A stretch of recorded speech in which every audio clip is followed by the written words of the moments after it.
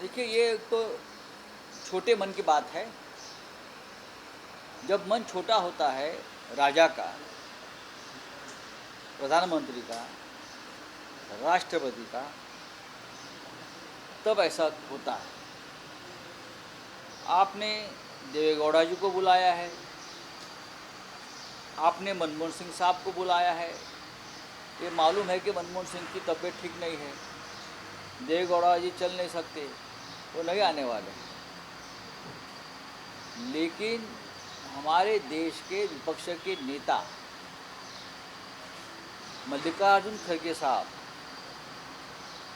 जो Indian national Congress के अध्यक्ष है, उनकी अपनी एक प्रतिष्ठा है कांग्रेस के अध्यक्ष की, एक रिस्पेक्ट होता है पूरे देश में, नहीं पूरे वर्ल्ड में। आप उनको न्योता नहीं देते, या आपके मन में एक डर और भय है। और आपने जो देश में पूरे कांड करके रखे हैं ना, उसकी पोल खोल विपक्ष के नेता करते हैं।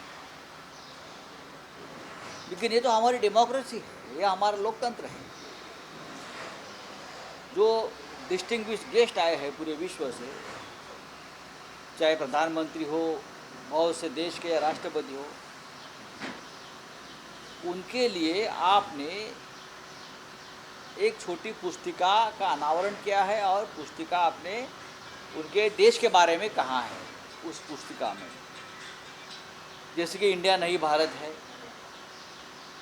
और आपने ये भी कहा है उसमें इंडिया को लोकतंत्र की जननी, मदर ऑफ डेमोक्रेसी नाम के एक पुस्तक आपने सबको दिया है। लेकिन आपके मदर ऑफ डेमोक्रेसी में इस देश की लोकतंत्र की सबसे बड़ी पंचायत जो पार्लियामेंट है, उनके विपक्ष के नेता को स्थान नहीं है। अगर किसी लोकतंत्र में विपक्ष के नेता को स्थान नहीं है, तो मुझे लगता है ये लोकतंत्र नहीं है, तानाशाही है। इतना बड़ा सम्मेलन देश में हो रहा है, आपको सभी को बुलाना चाहिए, सबसे बात करनी चाहिए।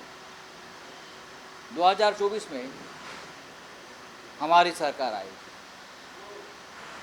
हम सत्ता पे रहेंगे, तो ये गलती, ये ओछापन, ये नीचापन हम नहीं करेंगे, क्योंकि हम लोकतंत्र को मानते हैं।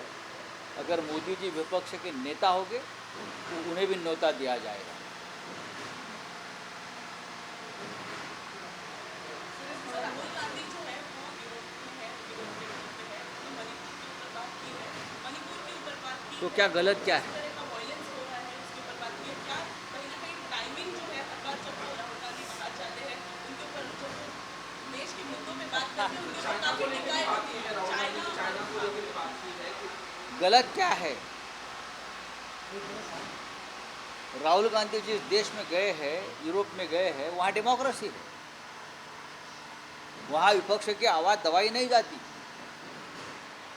हमने इस देश के जो लोकतंत्र है वो ब्रिटेन से लिया है, यूरोप से लिया है।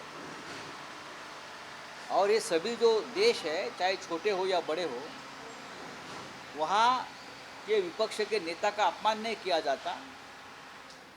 और जो सरकार के खिलाफ आवाज़ उठाते हैं, उनके खिलाफ झूठी जांच एजेंसियां बिठाकर उनको जेल में नहीं डाला जाता। एक तरफा राज नहीं होता।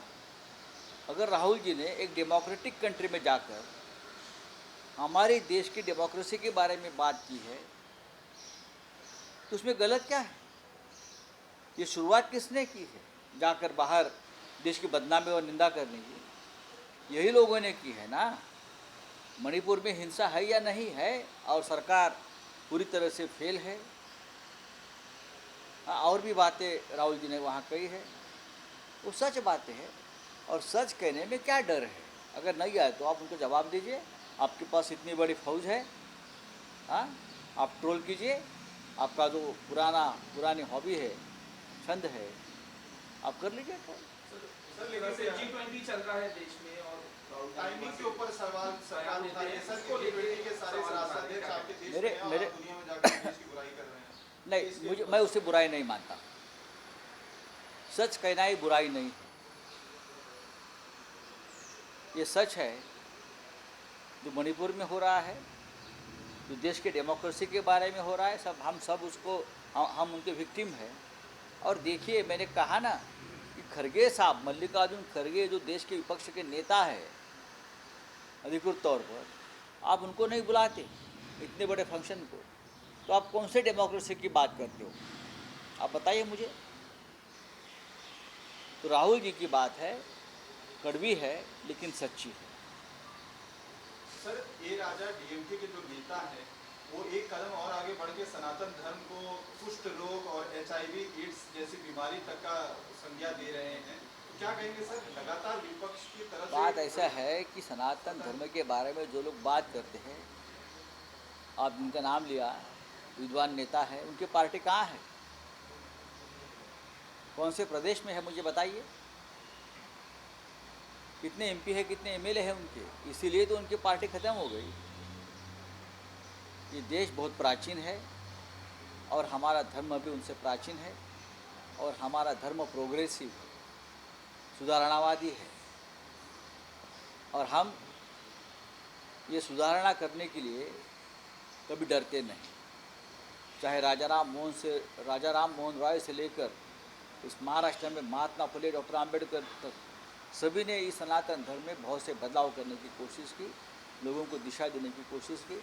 ये लोगों ने इतिहास पढ़ना चाहिए। सर, इंडिया अलायंस के पार्टनर है वो, क्या इस बात को लेकर आप बात करेंगे? क्योंकि इंडिया अलायंस के साथी होने की वजह से जितने भी बीजेपी के या NDA के नेता हैं वो आप लोगों से सवाल उठा रहे हैं। सवाल जवाब दीजिए ना उनको, हमारे पे सवाल क्यों उठा रहे हो? हमने कल सामना में लिखा है हमारी पूरी कहानी। तब फिर इस बात को मेंशन करेंगे क्या सामने? हम ज़रूर मेंशन करेंगे, क्यों नहीं करेंगे? हम हमारी बैठक में मेंशन करेंगे, ज़रूर मेंशन करेंगे कि आपने अपनी आस्था और श्रद्धा होती है, आप अपनी श्रद्धा आपके पास रखिए, हम हमारी श्रद्धा आपके पास रखेंगे। सर, कल मराठा आरक्षण को जो डेलीगेशन आया था, CM DCM से मुलाकात की, आज 11 बजे जरांगे पाटिल को अपना फैसला देने वाले हैं, किस तरह से कहना? फैसला सुनाइए, बाद में बोलेंगे। हम चाहते हैं ये जो मसला है ख़त्म हो, और जो मनोज जरांगे पाटिल जो बैठे हैं उपोषण को, अनशन को, उनकी ज़िंदगी खतरे में है। अब 10 दिन हो चुके हैं, ज़्यादा ही हो चुके हैं। मनोज की मां ने भी अपील की है सरकार से कि मेरे बेटे को बचाओ, और पूरा महाराष्ट्र ये कहेगा कि मनोज महाराष्ट्र का बेटा है, उनको बचाइए। चलो सर, G20च्या परिषदेला सुरुवात झालेली आहे।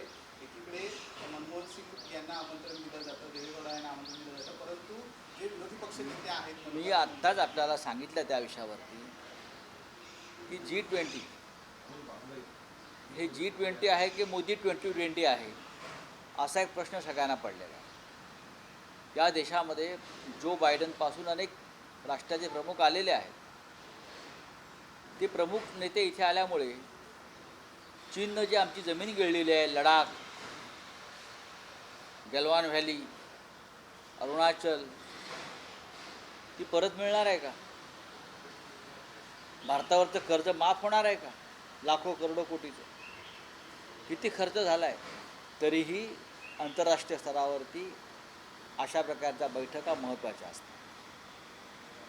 मोदींनी ते केलेलं आहे त्यांच्या नेतृत्वाखाली।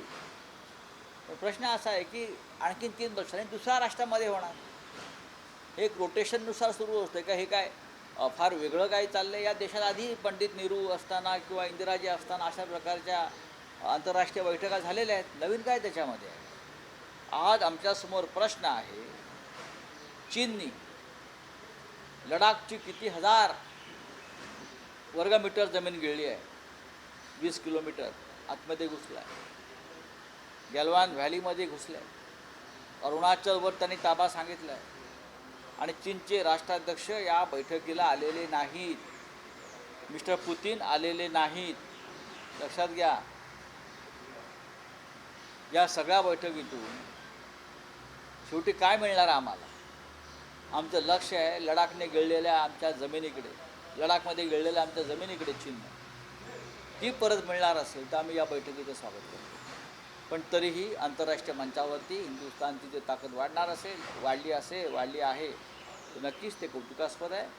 टीकेसाठी टीका हा आमचा विषय नाही, आणि या देशामध्ये लोकशाही टिकायला हवी। G20मध्ये लोकशाहीचं फार मोठी तुतारी वाजवण्यात येते, पण त्याच्यापैकी जे कार्यक्रम झाले त्यातले जेवणावळीचे, खाण्यापिण्याचे, बैठकांचे, त्यात या देशाच्या प्रमुख विरोधी पक्षनेत्याला म्हणजे मल्लिकार्जुन खरगे यांना आमंत्रणच नाही. तुम्ही आलेल्या सगळ्या पाहुण्यांना एक पुस्तिका दिलेली आहे. भारत हा कसा लोकशाहीचा जनक आहे, जननी आहे, पण त्या लोकशाहीच्या जननीमध्ये संसदेमधल्या विरोधी पक्षाच्या प्रमुख नेत्याला स्थान नसेल तर ती जननी ही वांध तुम्ही करताय, हे स्पष्ट सांगावं असं वाटतं आहे. आणि राजाचं मन मोठं असावं लागतं, राज्यकर्त्याचं मन मोठं असावं लागतं. तुम्ही तुमच्या विरोधी पक्ष नेत्याचा द्वेष करताय, हे चुकीचं आहे. हो गया.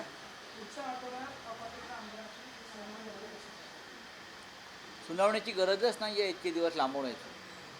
कालच मी एक व्हिडिओ पाहिला, विधानसभेचे अध्यक्ष एका मंचावर दहीहंडीच्या कॉलर उडवून नाचत होते.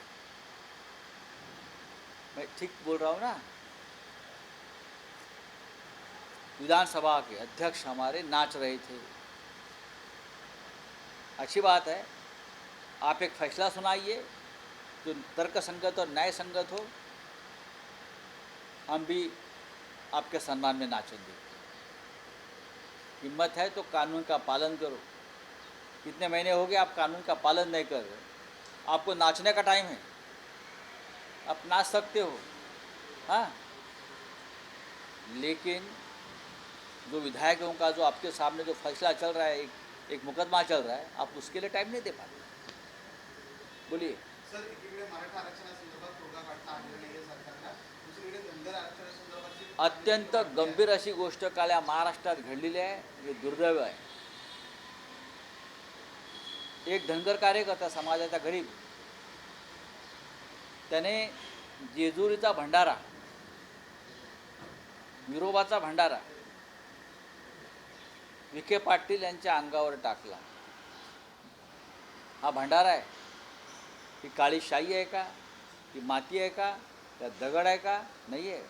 ये भगवान का एक उनका जो भंडारा होता है उडाला, तो मंत्री जी के सामने भारतीय जनता पार्टी के कार्यकर्ता, उनके ऑल पीएस और सिक्योरिटी मैन ने उस धनगर समाज के कार्यकर्ता को इस तरह से मारा है, पीटा है, वो बेहोश हो गया और मंत्री देखते रहे और हंसते रहे.